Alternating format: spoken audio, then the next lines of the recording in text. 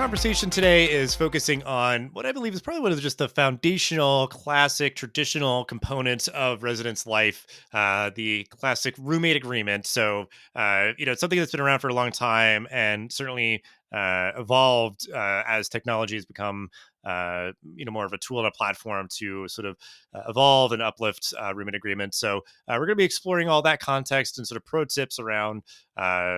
Roommate agreements and Roompact and how all that kind of integrates together. So we're here again with Paul, another sort of deep dive episode of one of these sort of features here. So we're going to start though, kind of building some context. Paul, as you understand it, and I guess maybe as you define it, how would you sort of give the elevator pitch for what a roommate agreement is? Let me start off by telling you the first time I encountered a roommate agreement, which was when I was a resident, which was many moons ago at this point. And I remember the RA passing out these documents, they were paper at that point, and said, hey, sit down with your roommate and fill this out, and then hand them to me at the end of the floor meeting. And so we're reading through this list of questions that are on this document, and we're like, I don't know. Well, how will you handle conflict as roommates together? I don't know. We'll talk. So we'll talk was like the answer, right? Um, and I never really understood like why am I doing this? What kind of answers should I put on it? And so I think that's some of the issues that we have with roommate agreements today. Like a roommate agreement, right, is a document that roommates will fill out together to try to talk about various things of how are we going to live together? If we encounter conflict, how are we going to work through that? Or doing things to kind of preempt conflict that may happen in the future with a roommate, or even what are the strategies when we find ourselves in that situation? How do we get out of it? So really, it's a tool to help facilitate conversations between people that live together, both at the beginning, and then also a tool that can be used is if conflict happens, how are we going to navigate through this? Maybe we need to revisit that document and make some agreements together. It's actually it was one of Roompact's foundational features. In fact, when Roompact started, as its name actually suggests, a room pact, we were squarely focused on roommate agreements or room pacts, as it were. And that our software, of course, has evolved to do much more than that. But that was actually the initial seed of the Roompact software. Is our founder Matt had a roommate conflict in college at Marquette University, and was able to navigate through that, but it was rough going. And his idea was we can make that better. And that's actually how Roompact came to be. So it's baked into kind of our DNA as one of the first things that we tried to look at. Yeah, I love that. I mean, obviously, like a classic kind of founder story, just scratching your own itch and all of that. But yeah, I mean, a story shared by many of whether that is on campus or off campus and all that. Like you're living with a person, and that comes with its challenges. And the idea of, like you said, how something like this has been used traditionally is like it is sort of a guide to have the conversations that you should be having about who's doing the dishes or something, like those kind of like the chores, the care tasks of maintaining a living space and those sort of things. But it could be referenced back to later on to, say what somebody committed to, or, to adjust it as needed. But like, I think, like you said, like honestly, like that core sort of philosophy, I don't think it's changed much. Like that always is kind of the principle that I think people reference back to as they sort of might use a different tool or platform to facilitate it or whatever. But to me, what I remember from mostly my most salient ones are like I probably did one as a resident, but like more so doing it as a resident assistant and hall director and everything, is that like they very much feel and are presented as like a contract, which I think is like intimidating and kind of unwieldy for, the residents and everything. So I guess just your thought process on like that background of how they were used, where like it felt very like legal and sort of like, not really contoured to maybe the realities of what a, college student, how they would be maybe be sort of talking about these things or wanting to use a document like this. In most cases, like a lot of institutions will do these because we're working with students who've never had to live with someone else, right? Probably always had their own room, which is certainly more common now than I would say it was probably in the past. But handing them an agreement and say, hey, fill this out with your roommate without giving much guidance as to why does this thing exist or why am I doing this, um, isn't really helpful. It doesn't really move the needle.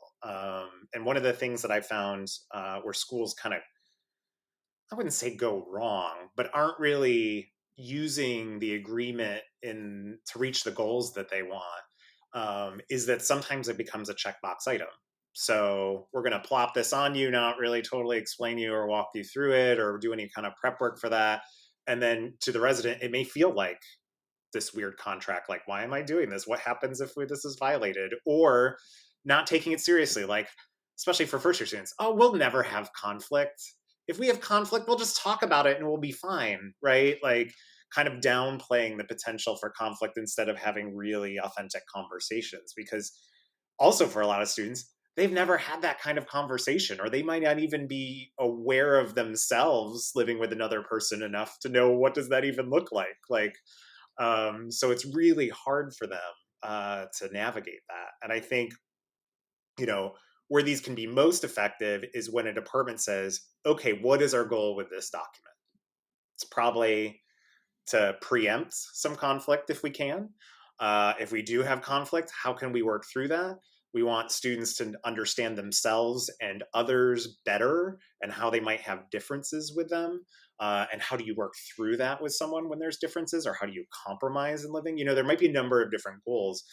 And if you look back to your goals and look at the agreement as a process, not just a document, you're going to be much more successful, I think, in hitting the goals and outcomes that you want. And I think too often it becomes just an add-on, a check mark on a list. Great, done, hand it in. This goes sits on a shelf or gets digitally stored somewhere, and then we don't touch it again until we need to.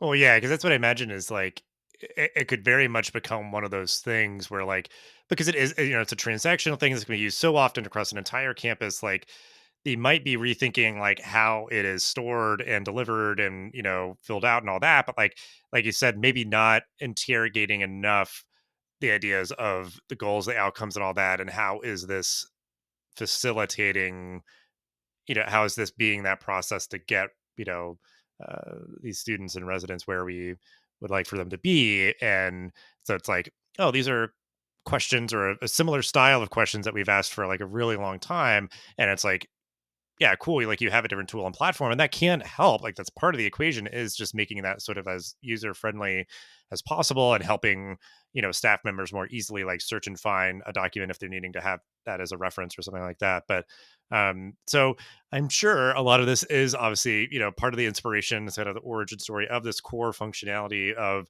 Roompact. So how does the Roompact platform fit in here in terms of sort of the facilitating and the managing and all that kind of stuff of the contracts and roommate agreements?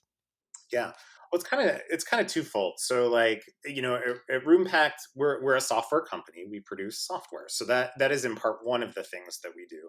The other thing that we do is we try to provide robust support, consulting, education, practice help with things. That's really more kind of what I do on a day to day basis. So, from a software angle, the software is going to store those electronically. It's going to facilitate new residents move in. It'll generate a new one. It'll allow them to fill it out. It allows staff to track completions. So you could see, what percentages of rooms or suites on this floor have a roommate or suite agreement complete. How does that compare to other floors?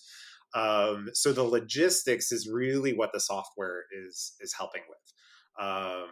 Keeps it stored. You can always go back to it. Students can actually propose changes. So it's not something that's done and finished, but if they need to go back and say, well, let's revise this, they could go in and propose a change that their roommate could agree to.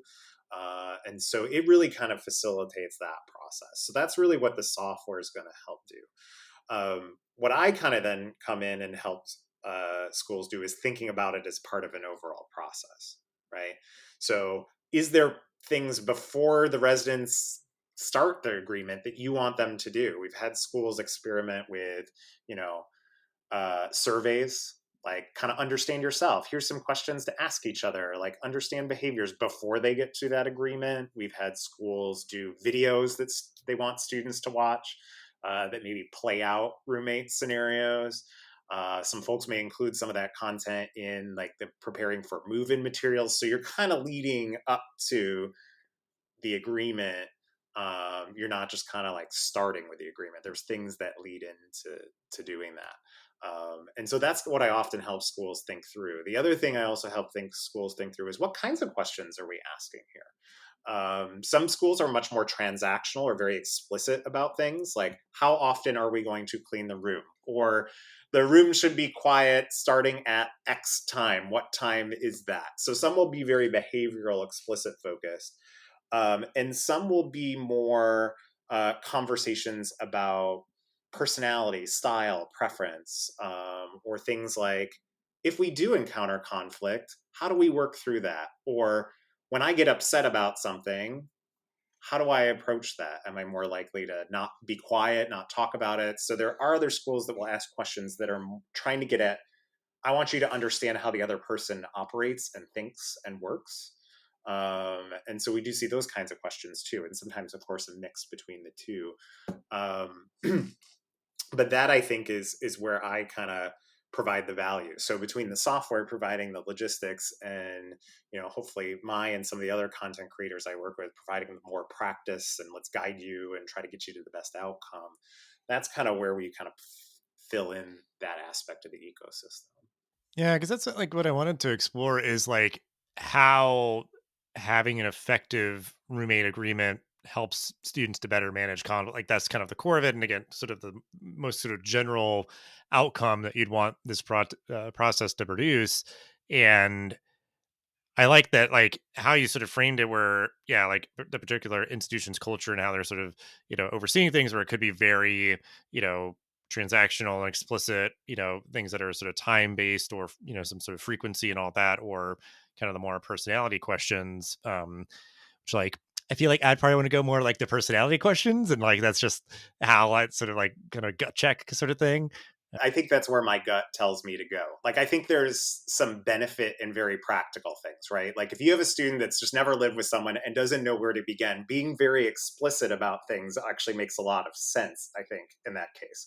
But by the same token, you don't just want it to become this check, check, check, check, check without the conversation around it, which was what that other style of question tries to get at, right? So I'm with you. I kind of, my gut's telling me we could, that would be better. But also know it would be better if, we had a staff member that sat down with every roommate pair and facilitated a conversation. Maybe great outcomes on that, but a lot of staff time investment, which is something you have to balance that out against, right? We do have some schools that do that because there's kind of three different ways I see it play out. We have schools that just say, here's the link to the roommate agreement, fill it out, right? That's kind of category one. Those folks usually get the lowest completion rates on their agreements. The folks kind of in the middle, kind of our average, are the do it at a first floor meeting. Hey, bring your laptop to a first floor meeting. We'll fill it out there. Show it to me before you leave. So kind of like a little bit of a check, and you're all doing it at the same time. They tend to get that kind of middle ground. And then the schools that have the highest completion rates are the ones where an RA sets up an individual meeting with each room and walks through it and has the discussion and probably acts as the recorder. So let me ask you the question and we'll discuss it, and I'll write it down for you and then you can review that and sign it. They have the highest completion rates, right? But obviously on this sliding scale, there's also a staff time investment that also changes with that. So um, yeah, I like you kind of have that. I think that's really probably the best way to do it, right? If you really want to hit all your outcomes, is it reasonable from a staff time and administrative perspective? Could come up on different places on that depending on your institution, but that's the Cadillac, I think, of the approach to this, right? Yeah, like being mindful of efficiency is certainly important and trying to navigate that. And I think there's other aspects in terms of like helping to manage conflict where I think that it's really cool to kind of hear, I guess, just different manifestations of like, especially just the idea of it being a very easily adaptable sort of living document, like that idea of proposing changes and agreements and all that. Cause like it might be very hard for anybody to really anticipate, you know, several months from now we've been living together and sort of what we need to sort of give each other and those sort of things. And then I'm even imagining like, I'm curious in your thoughts on this and just sort of helping students to better manage conflict. So say like an institution's a category one, they want to be efficient. So they have a really effective remain agreement. They're using a platform to do it. So they send it out and they're able to, obviously kind of oversee the whole operations of doing that uh, really effectively, but a very low completion. But then residents have an issue, and then that could be like, okay, we're all gonna have a meeting and we're gonna do it now, because it's like it's kind of salient of like we are encountering an issue, we need to get to a place where we can like resolve that issue and manage that conflict. Let us use this as a tool to help in that process, kind of thing. Like, how do you see that sort of scenario playing out? Like, because I'd imagine that that is something, even for a school that has high completion, they would have obviously that sliver of people that haven't even done it, they encountered issues, so that it's still sort of a tool that you could pull out. They haven't done it, or they didn't take it seriously, right? Like that was me when I was in college. Like, I don't know what this document is. I don't know that we took it particularly seriously. Might even draw on it or do other things, right? But probably should say there's actually a fourth category of schools. So I mentioned the three, right? But I think there's actually a fourth, which is some schools will do it as needed, meaning they don't lead with it, but if it comes up, then they will have someone fill it out. That's probably a fourth category. It's probably the least common one that I see. But I think all of them will pull that back out on an as needed basis, right? And use that then as the tool. So within Roompact, right, residents can propose changes throughout the year, but the staff member has the ability to reset the agreement, which means clear the whole thing out. And if you're in a situation where that conflict occurs, maybe it's about one little thing. You might not need to clear it out, but I think there's certain circumstances where if you look through those answers and said, you didn't take this seriously, we're just going to clear this out and we're going to do this as a guided conversation together. You know, that I think is pretty common. I think what schools attempt to do, though, of course, with the agreement is doing that takes a lot of time, and it can be especially more time consuming when you reach the conflict point and you're trying to de-escalate it and get them talking. Like, that is not usually a clean, neat 1 hour process. Let's put this with a nice bow on top of it, right? So that just can eat staff time, and also it's not usually particularly fun for a staff member to have to go through inflamed tensions and things like that. So it's there as the tool, but it also, you want to keep it from getting to that point, both for the students themselves, but also from, you know, if I'm going to take up hours of my day on one roommate conflict as a professional hall director, what could I have been using with those hours focused on something else, right? So agreements can be helpful in pulling them back out, or figuring out ways to try to empower residents. Like, I don't know that a lot of schools will say, "Hey, we're going to complete this agreement here at the beginning of the year," and then mid late October, you come back and say, "Hey, let's review this again now that time has passed. Let's see what you wrote," and that might actually be a good strategy to try to bring it back in front of students, thinking of it as a living document, not something that is complete and then it's done and you forget about it, or it's set in stone, or as you, I'm sure, know, who it's a constant renegotiation when you live with someone, um, as they change and they evolve. And certainly in college, a lot of that's happening a lot more quickly than it is, you know, at my current age. My habits are a little more set than they probably were then, and I wasn't exploring as much. But for those students, I was a night person, now I'm a morning person. I said I'd never touch alcohol, and now I touch it too much. I mean, all sorts of habits change as people kind of explore themselves, and college is one of the main places where people do that. Yeah. Yeah, absolutely. And yeah, I mean, I think that's a big takeaway for me.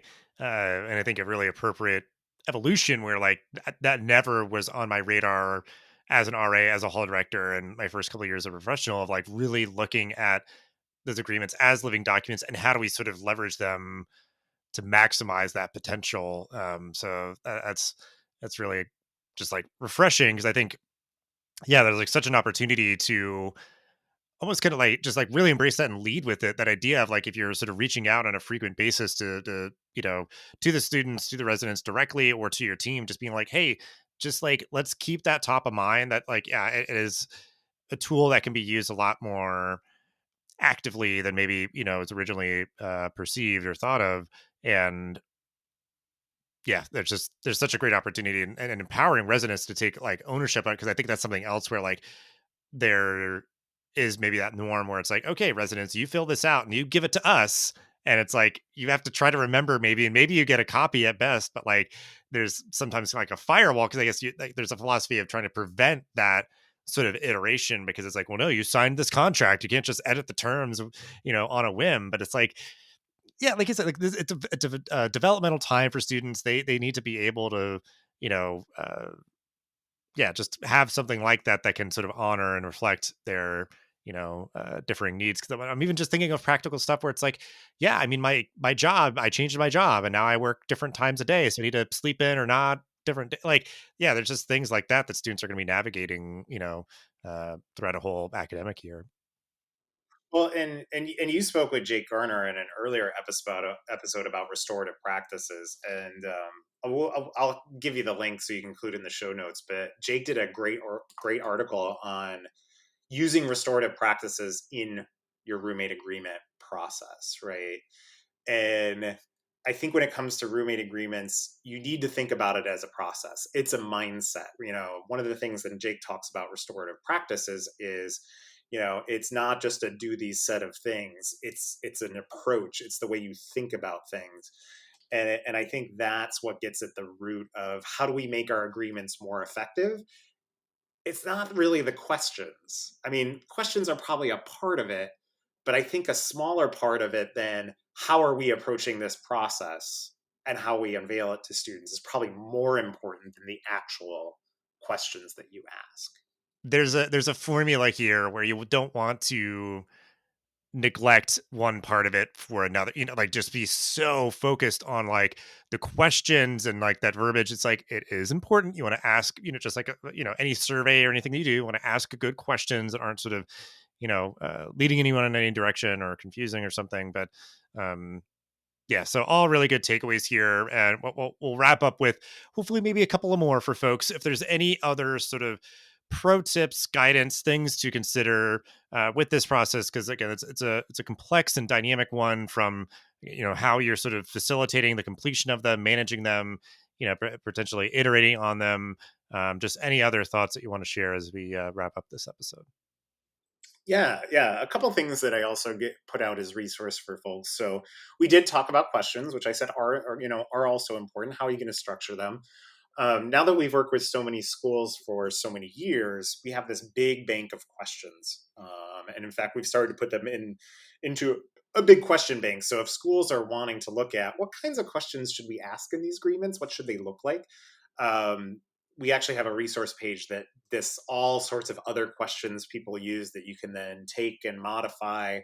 And what, as someone who put most of that together, it's really interesting to see the different ways that schools will frame them. And you can tell from the way that they're asking the questions. And so I think there's a lot of value in looking at those questions to get a sense at not just, I want to take this question, but look at how they crafted it, looked at the way they worded it. What are the things that this is revealing to me about what's important to them? And so I think it can start in part with something like that. The other thing is, how do we track conflict? So roommate agreements is part of it, but it's intimately tied probably to roommate conflict. And we do have a guide for folks that use our software that gives you here's how you could develop a process so you can track those conflicts. You can see what type they are. You can figure out how they're being resolved or not resolved, which will give you data and insight into how do we make this better in the future. Because I don't think institutions have done a good job of, well, how many roommate conflicts do we actually have? How many of them were we able to resolve through mediation? How many of them were not? How many were, we're just going to move you and that is the solution? There are ways to track that in a way that's not burdensome from staff that will give you good assessment data. And I don't think we see people talk about that as much. I think sometimes when we at least I'll speak from my own experience, we have a lot of roommate conflict was my anecdotal evidence and experience that we have a lot of roommate conflict. It wasn't necessarily based in any kind of hard data or even what kind, like, oh, that's natural, or oh, this is not something that's gonna, we should pay attention to this. There's something else we could do to preempt this kind of conflict, because there's certain things that are causing it, or our lack of addressing it is making it more likely to occur. So I think that's another tip that a lot of institutions have. I don't think have gone far down that road. Is how do we track that conflict? What's going on in it? What do we really know about it beyond our lived experience and our anecdotal evidence? It's another avenue. Yeah. Well, I like that idea too. Is just like kind of a parting thing where like if you're using a good platform to do all this work, and there's likely going to be, especially if you're just fully embracing it, integrating into your workflows and everything, just a rich kind of warehouse of data. And obviously, like you sort of turn on the spigot and sort of pour that out, and then it's like it's up to you to do with that what you will. Because I was even thinking like, yeah, maybe like tracking like on average per student how many proposed changes were made to roommate agreements, and it's like somebody could say like, yeah, we want to minimize that, right? And it's like maybe I mean, you could also have a takeaway where it's like this shows that residents are engaged in the process, like they're trying to actively make this into a document that is relevant and useful. So like that could be where it's like, zero is kind of concerning, maybe like a ridiculous number is also concerning, but it's like there's kind of a thread where it's like a certain number actually is like that's just right, like that's perfect to show that students are engaged in utilizing this living document. But yeah, and then just yeah, exactly what you said of just kind of understanding the number of conflicts, the type of conflicts and all that, where like again, zero conflicts is like I don't think that's true, we're just not hearing about it or something. We're just not seeing them, people suffering in silence or things like that, right? That would be concerning if you had none.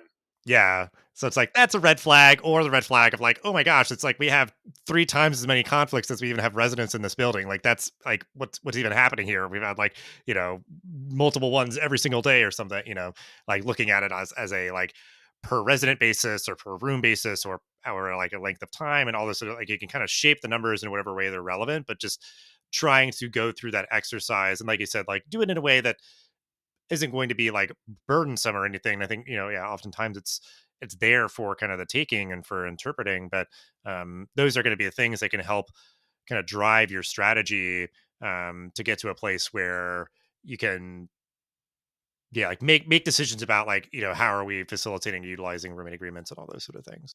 Well, and also too, I mean, it goes beyond, we focus on the agreement process when they live in our halls, but there are companies that do things like roommate matching.